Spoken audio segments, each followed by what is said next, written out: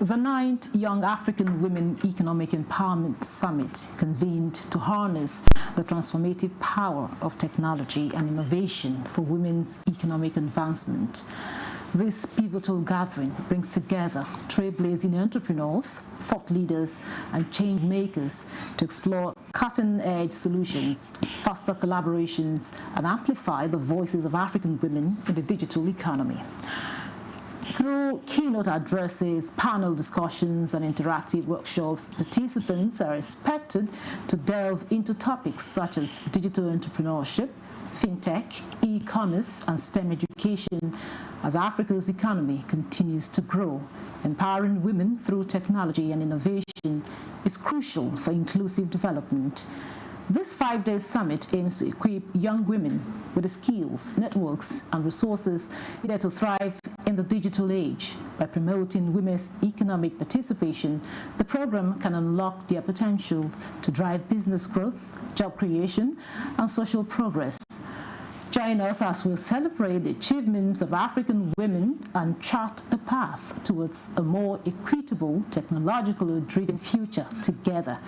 Let's harness the power of technology to accelerate women's economic empowerment and transform the continent. In our program, Nigeria Today, we'll look at enhancing women's economic empowerment through technology and innovation. I'm Ikaria Clinton. Thanks for joining us.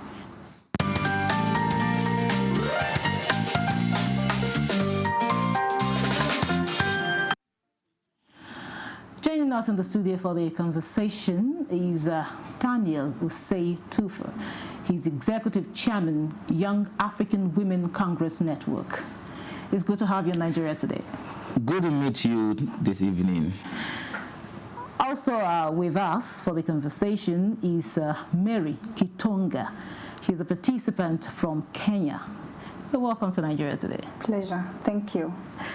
I'll start with, usually, they say ladies first, but I'll have to start with Daniel on this one. Now, Daniel, talk to us, tell us, why is women's economic empowerment crucial for national and global development? So, when women are well placed, when women are economically empowered, when women are well developed, when women are emancipated, society thrive. It is important that we make a deliberate effort to champion the economic empowerment of women, in the sense that look at the population of women, even in Africa. I know Nigeria has about 51% of the population to be women. So averagely, we're looking at 49 to 50 when it comes to women's population in Africa. You cannot seek to not to pay attention to the economic empowerment of half the percentage of our population. If we allow ourselves in that, to go in that tangent, then we spell doom for our continent. We all know that women play a very critical role in our society. Talk of from day nurturing kids to all kinds of roles that they play. People of that nature need to be consciously and deliberately be empowered, not only economically, but in all aspects of lives. Because when that happens, society thrives. Now, from Beijing Conference in 1995, we have consistently been amplifying our voices, championing women's rights, championing women's freedom, calling for equitable society, asking for equal representation. At the end of the day, in my language, my local language, in Akan, I come from the Ashanti region in Ghana, we say that you are so expectant. I'm so expectant. I want to hear you. You are. So they say that kwanchen adefe ya disika to wait. Anything that is beautiful, anything that is productive, anything that has to be done, you need money to be able to do it. I was making an analogy with regards to the fact that we have been pushing for women's rights, women's representation, and all of that. At the end of the day, you need money to push the agenda. If you want women to be selected to parliament, if you want women to become governors, if you want women to become president, you campaign with resources. Okay. So women have to be economically placed, not just placed, but well placed to be able to compete equitably in our society and make meaningful contribution to our development. Thank you very much, Daniel. Now, Mary, earlier on, I wanted him to speak because it excites me to see a he for she, somebody talking, a man talking about, empowering women. Now, having heard what Daniel said, important to empower women. Now, can you tell us what are some of these challenges that women, some economic challenges women encounter, whether locally or internationally? I'll speak from the Kenyan view of it. Which is not far from most African countries. Yeah, sure. Mm-hmm. In Kenya, women mostly, in most of the tribes, including my native tribe, women are not so much given an equal chance as men when it comes to education. So you get that if a lady or a woman is in some business and she's not very empowered or very educated, she cannot really know how she has to go about it or what she has to do for her business to thrive or to be at the best position equally to the men. Yeah. Okay. Now, thank you very much, Mary. Now, you talk, I know the focus here is on technology, how to empower women technologically and innovation. So what are some of the strategies that you're using to empower women in these areas? Right, so it is important for us to make some assessment as to why, because if there is no problem, there's no need to find a solution. As we sit here, by 2030, 230 million jobs in sub-Saharan Africa will require some digital skills to be able to find yourselves there. So it is not something that we are doing out of our will, but it's something we are doing because it is necessary. The world is moving towards a particular direction that if we ignore the importance of digital empowerment, we are doomed, especially women. When you look at the statistics, we have just about 30% of women in the digital world. When it even has to do with, in terms of founders, those who founded organizations, digital organizations, they are not even up to 15%. That means that there's that huge gap. So we have to be very conscious and we have to be very deliberate to bridge that gap. At Young African Women Congress Network, we are instituting a couple of projects to be able to bridge this particular gap. We have the flagship African Women Digital Institute, which is an institute that is going to train women in digital skills. We are looking at raising women to become digital entrepreneurs. We are looking at raising women to become digital champions. So we are going to use that approach to bridge that gap and be able to raise a lot of women who are well versed in digitalization. Back to you, Mary. He's talked about empowering women digitally. Now, from your experience, what role do you think technology will play in empowering the woman? Because I want to hear from the woman's perspective. What role do you think technology, innovation, can play in making you, a woman, a better person, and also other women out there? Mostly it brings about awareness. Someone is aware of what they are supposed to do, or rather someone is aware of what is expected of them. So awareness could be one key point of what he said. Okay. I will take a short break now, and we'll be right back. The conversation will continue after the short break. Don't go away.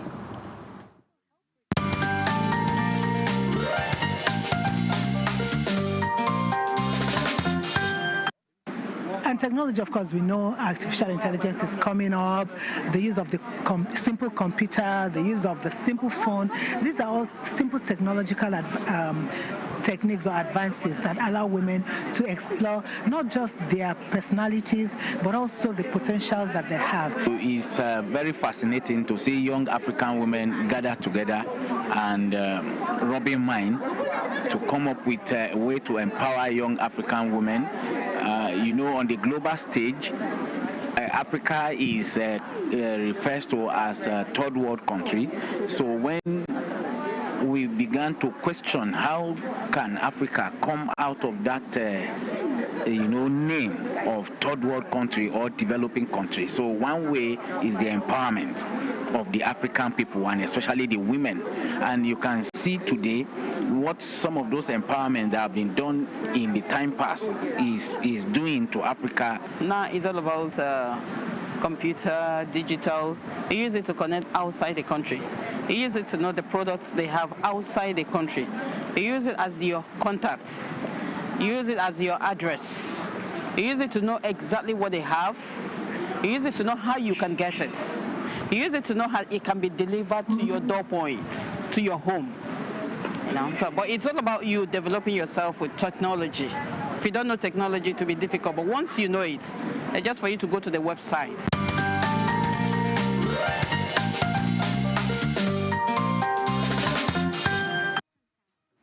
Welcome back. In case you are just joining us, this is Nigeria Today. We're looking at enhancing women's empowerment, empowering the women, through technology and innovation. And of course, I have here in the studio a gentleman and a lady. Now, Daniel, you had some reaction there from the, from the summit. Yes. Now, I really want to know, some of the ways women can leverage on digital platforms to grow themselves, to grow businesses, and become entrepreneurs. I think this is one of the reasons why the summit is on in the first place. Yeah, so even if you look at artificial intelligence, it's something that has come to make work easy. It has come to enhance our more or less intellectual prowess. It has come to make things more efficient. And these are things that are available to everyone. And women in particular must be very conscious about it. Just look at social media, the impact of social media.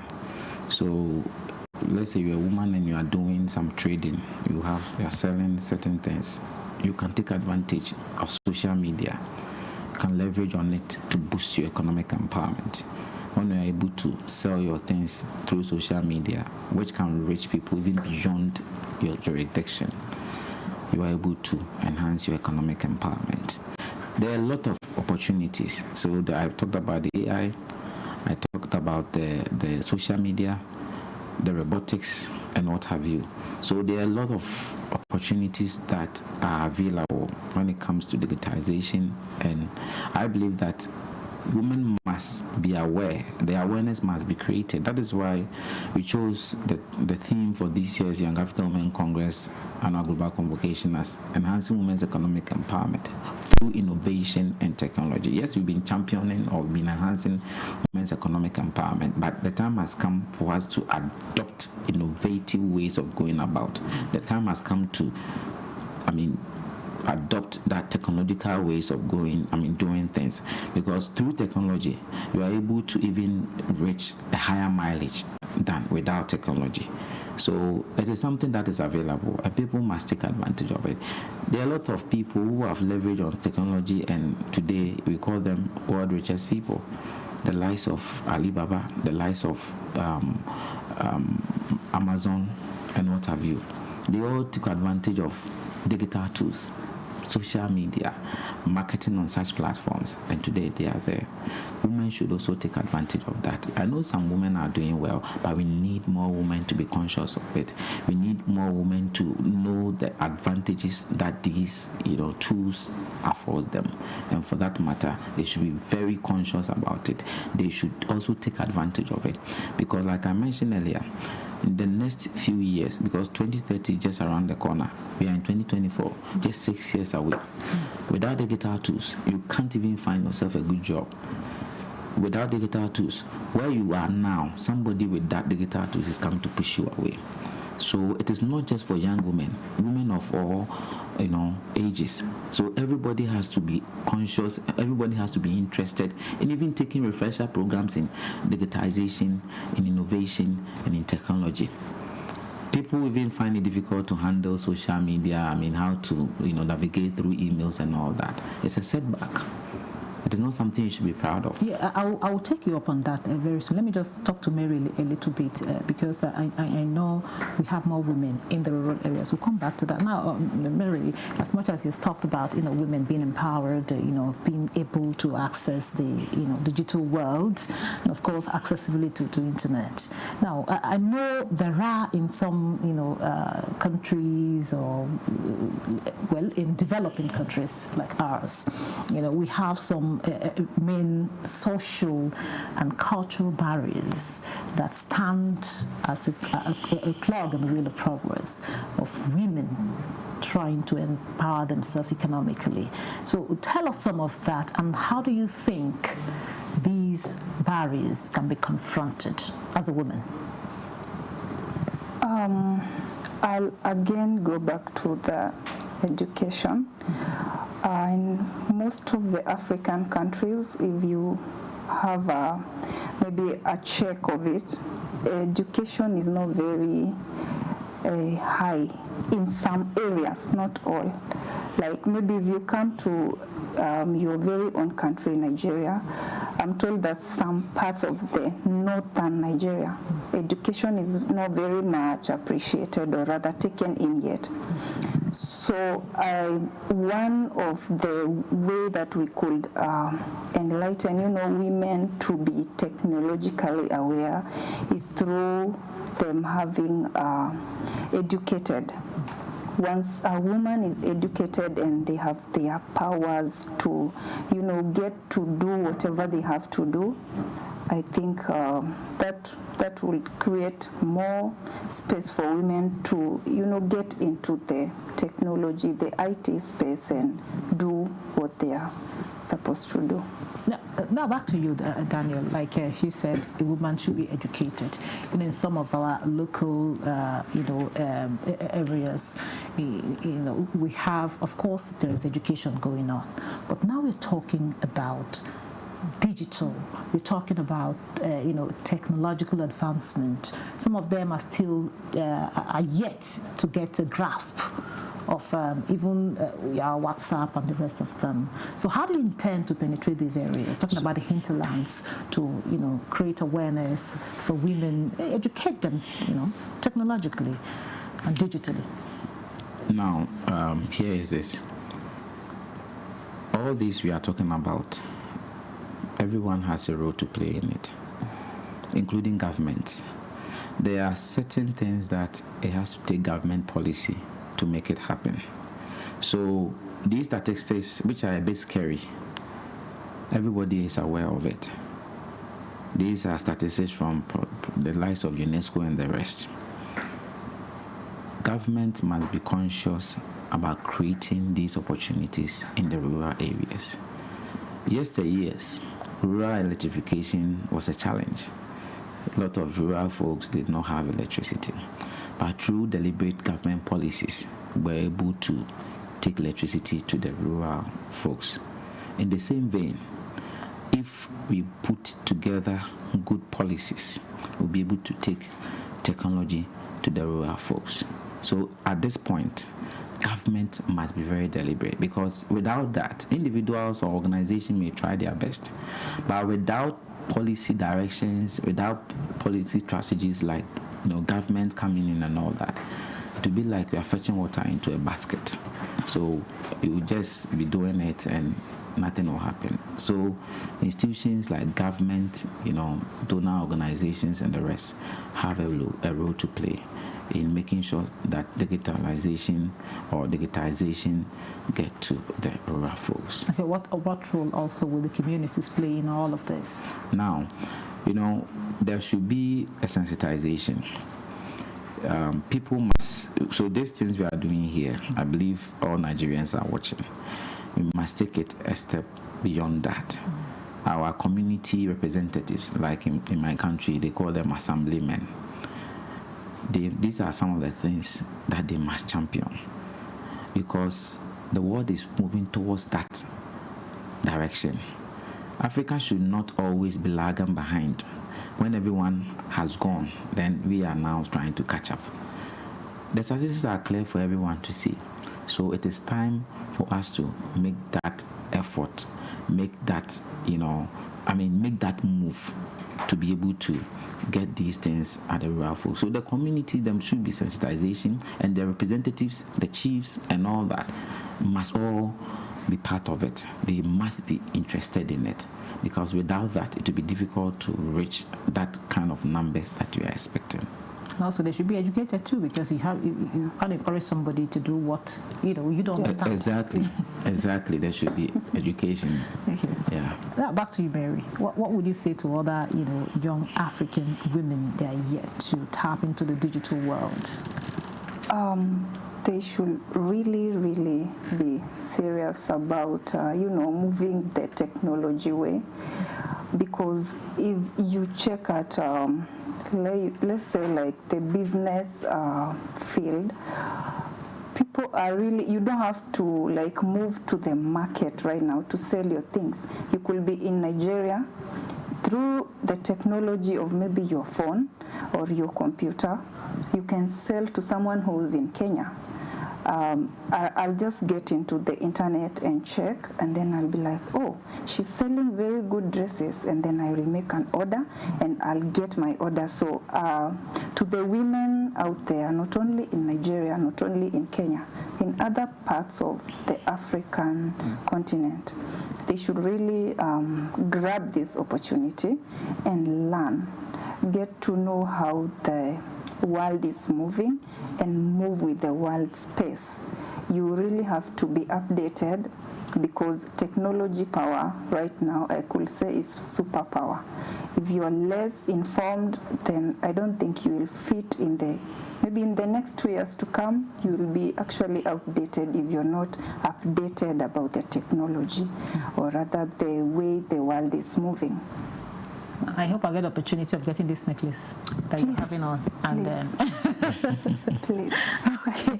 So now, Nadia, to give us your closing thought on please let the young women out there know the benefits of these, technological advancement and digital world, internet accessibility, and all of that. So I've said many already, and there's so much to be said.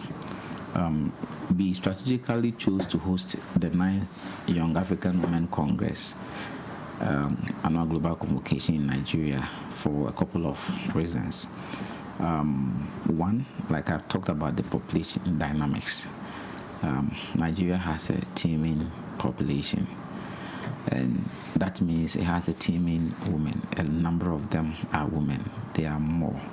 So when we are very, very conscious about bringing empowerment to the doorsteps of these women, we believe that there will be some form of progress. Now, in the area of digitization and technology, as I mentioned, it is the way to go, and we have to encourage the women and everyone to embrace it. Thank you very much. That was Daniel Usei Tufo. He's Executive Chairman, Young African Women Congress Network. Thank you so much for your time and your contribution. And we had Mary Kitonga from Kenya. Thank you for your contribution and your time. And thank you for being part of the program. Remember, Nigeria Today airs every weekday at 7:30 p.m. on NTA News 24. You can also watch this episode and others on www.youtube.com/NTA News 24 Hub. Once again, thank you for watching. I'm Vicaria Clinton. Goodbye.